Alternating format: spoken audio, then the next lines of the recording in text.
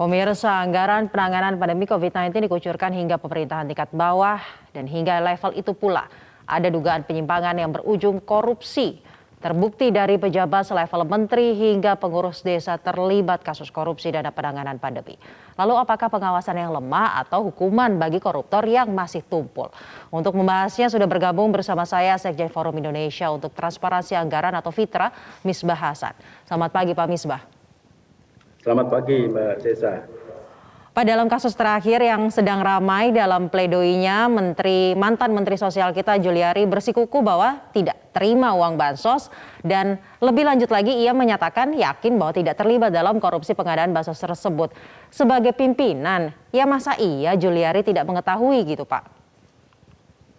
Ya, saya rasa Pak Juliari pasti mengetahuinya ya dan hampir dipastikan terlibat, apalagi KPK kan sudah punya alat bukti yang cukup ya, 2 alat bukti yang cukup, makanya Pak Juliari ditetapkan sebagai tersangka. Nah, memang kelemahannya adalah, kelemahan menurut saya ya, Jaksa Penuntut Umum KPK ini menuntut terlalu ringan ex-Menteri Sosial ini gitu. Jadi terdakwa kasus pengadaan korupsi bansos ini di Kementerian Sosial ini hanya dituntut hukuman 11 tahun penjara dengan denda 500 juta subsidiar 6 bulan. Nah, ini kan menurut saya sangat bertentangan ya dengan kehendak masyarakat ya, yang dimana kasus korupsi yang terjadi di masa pandemi ini harusnya mendapat hukuman yang paling maksimal, yaitu paling tidak penjara seumur hidup dan denda 1 miliar. Nah, kemudian apa yang menyebabkan Jaksa Penuntut Umum KPK ini tidak memberikan hukuman maksimal tersebut? Apakah sebagai pengguna anggaran keterlibatan Juliari sebenarnya tidak sedalam itu? Atau sebenarnya sejauh apa sih Pak keterlibatan Juliari dalam proses pengadaan?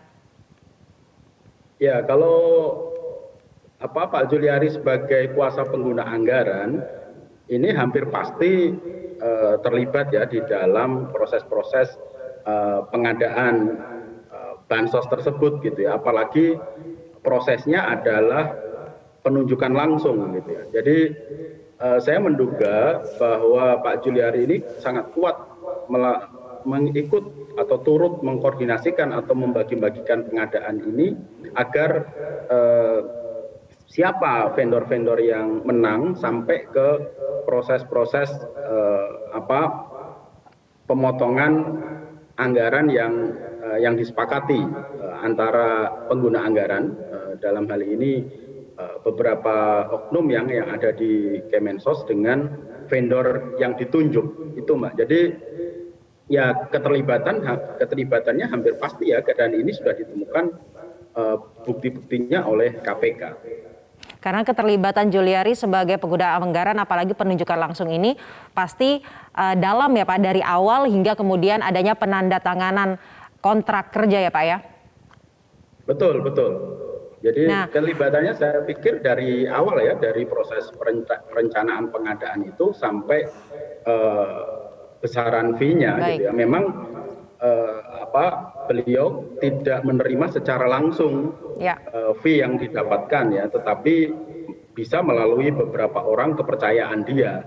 Nah, ini mengingatkan kita kepada kasus-kasus misalnya kayak kasus impor daging sapi ya, yang melibatkan mantan Presiden PKS Lutfi Hasan Ishak, atau yang baru-baru ini korupsi benur oleh mantan Menteri KKP Edi Prabowo. Itu juga tidak menerima secara langsung kan Mbak, tetapi memang diterimakan kepada orang-orang dekat mereka.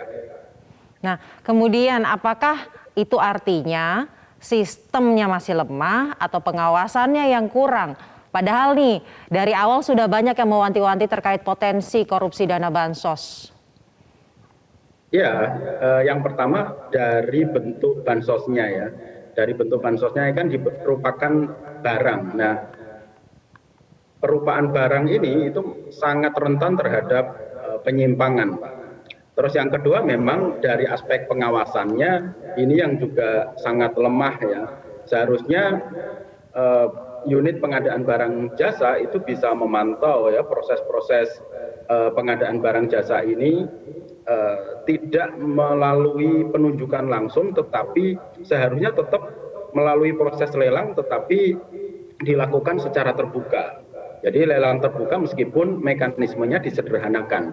Itu seharusnya ya dengan melibatkan uang yang cukup besar, saya pikir penunjukan langsung ini tidak tepat. Nah, yang kedua adalah terkait dengan pengawasan oleh inspektorat atau APIP ya, pengawasan di internal kementerian sendiri ini harusnya diperkuat ya sebelum ada temuan-temuan yang kemudian menunjukkan keterlibatan Pak Juliari ini dalam proses korupsi itu. Berbicara selain kasus Mensos Juliari Batubara, berarti melihat dari situ tingkat transparansi pengadaan bansos ini seperti apa Pak? Karena kan kasusnya bukan hanya Juliari Batubara, banyak kasus korupsi bansos lainnya yang juga kerap terjadi. Ya, kalau dari sisi transparansi ini sangat lemah Mbak menurut saya. Jadi beberapa program yang itu kemudian masuk ke PEN ya, pemulihan ekonomi nasional dan penanganan COVID, ini banyak yang tidak dipublikasikan. Dipublikasikannya pun item-itemnya itu masih sangat umum, jadi tidak ada rincian anggaran yang kemudian dipublikasikan kepada masyarakat, sehingga masyarakat ini juga kesulitan untuk mencari informasi dan apalagi sampai tahapan mengawasi implementasi dari anggaran PEN ini secara umum, termasuk anggaran-anggaran bansos ya. Nah, menurut pantauan Fitra, seberapa besar sih potensi kerugian negara terkait dengan penanganan pandemi, apalagi masih lemahnya sistem, kurangnya transparansi? Ya, hampir semua item yang masuk di dalam PEN, termasuk bansos, terus anggaran PEN untuk BUMN, anggaran PEN untuk UMKM, itu kecenderungan penyimpangannya sangat tinggi. Apalagi sekarang ini proses-proses di pengadaannya itu jarang sekali dilakukan melalui lelang, sehingga tidak tercatat di e-procurement LKPP.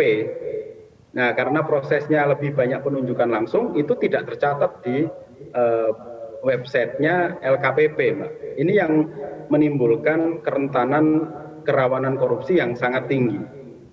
Berarti sejauh ini para pengambil kebijakan ini dengan leluasa untuk melakukan atau menentukan, kita melakukan penunjukan langsung saja deh, tidak tender. Apakah mestinya di situ ada minimal pagunya untuk menentukan mana metode yang dipakai?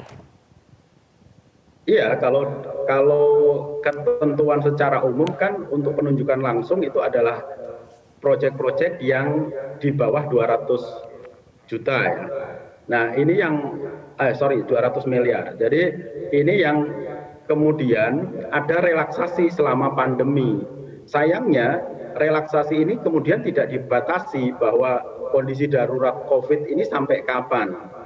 Kita sudah mengalami pandemi ini hampir 2 tahun, tetapi masih dianggap ini kondisi darurat gitu. Seharusnya pemerintah membatasi lah 6 bulan awal, oke, itu kondisi darurat dan proses-proses pengadaannya bisa penunjukan secara langsung atau lelang, tetapi disederhanakan ya. Tetapi sistem pengadaan barang ini kan harusnya diperbaiki lebih cepat ya, karena ini pandemi tidak ada ujungnya atau belum tahu ujungnya, sehingga sistem pengadaan barang jasa ini seharusnya mengikuti agar tidak titik-titik penyimpangan itu bisa ditutup gitu.